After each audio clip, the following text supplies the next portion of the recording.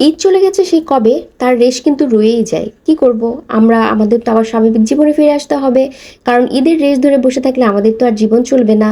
তো প্রকৃতির যা নিয়ম তা আমাদের সবাইকে মানতে হবে। আসসালামু আলাইকুম এভরিওয়ান, সবাই কেমন আছেন? আশা করছি সবাই অনেক বেশি ভালো আছেন। রুরাস ফ্যামিলিতে সবাইকে স্বাগতম। আজকে আমি একটা নিউজ দেখলাম। নিউজটার মধ্যে আর কি দেখলাম যে বাবা চলে গেল একদিকে, মা চলে গেছে একদিকে নিজের সুখের জন্য।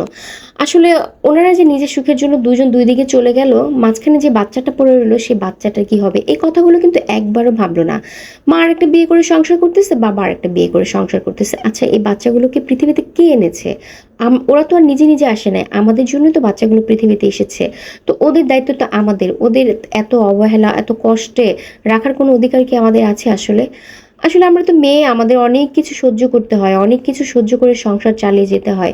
অবশ্য সবাই এই ধরনের সহ্যগুলো করতে পারে না, সমস্যার সম্মুখীন হতে পারে না। সমস্যাগুলোকে অনেক বেশি তারা আরো বেশি সমস্যা মনে করে, তাই হচ্ছে যে যার মতো চলে যায়। আসলে যে বাচ্চাটা রয়ে যায় তার কি হয়, একবারও কি চিন্তা করি আমরা? চিন্তা করি না তো। কারণ এই বাচ্চাটা দেখলাম নানির কাছে খেয়ে না খেয়ে দিন কাটাচ্ছে। তো ওদের জন্য আমাদের স্যাক্রিফাইস করতে হবে। কারণ আমি এক ব্যক্তি, আমার এক সুখের জন্য আমার ২ টা বাচ্চার জীবন নষ্ট হয়ে যাবে।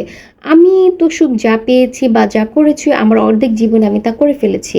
এখন বাচ্চাদের কথা চিন্তা করতে হবে। এটা আমার মতামত আরকি। আমার কাছে মনে হয় যে আর নিজের কথা চিন্তা না করি, যা হবার আমার জীবনে তো হয়ে গেছে। আমার জীবনটা নষ্ট করে না হয় আমার বাচ্চাদের জীবনটাকে আমি সুখের করে তোলার চেষ্টা করি যতটুকু পারি নিজের সামর্থ্য অনুযায়ী।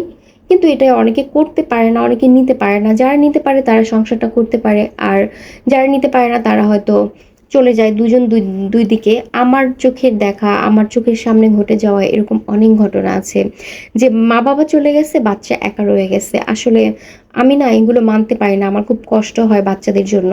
কারণ আমাদের এক নিজের ব্যক্তি সুখের জন্য আমাদের বাচ্চাদের জীবনটা আমরা এভাবে করে ঝুঁকির মধ্যে ফেলতে পারি না। বাচ্চাদের কথা আসলে চিন্তা করা উচিত। ওদেরকে আনার আগে পৃথিবীতে চিন্তা করা উচিত যে আমি আসলে এর সাথে সংসার করতে পারবো কিনা, এই বাচ্চাটার কি হবে।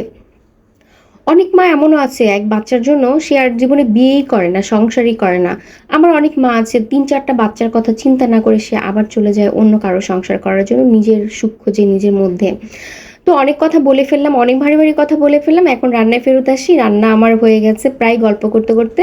মিষ্টি কুমড়া দিয়ে তেলাপিয়া মাছ আমি আগে কখনোই রান্না করিনি। আজকে এই ১ম রান্না করলাম।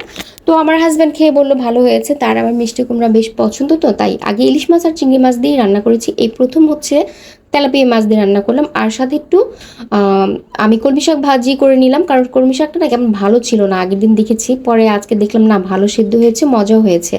আজকের মতো এখানে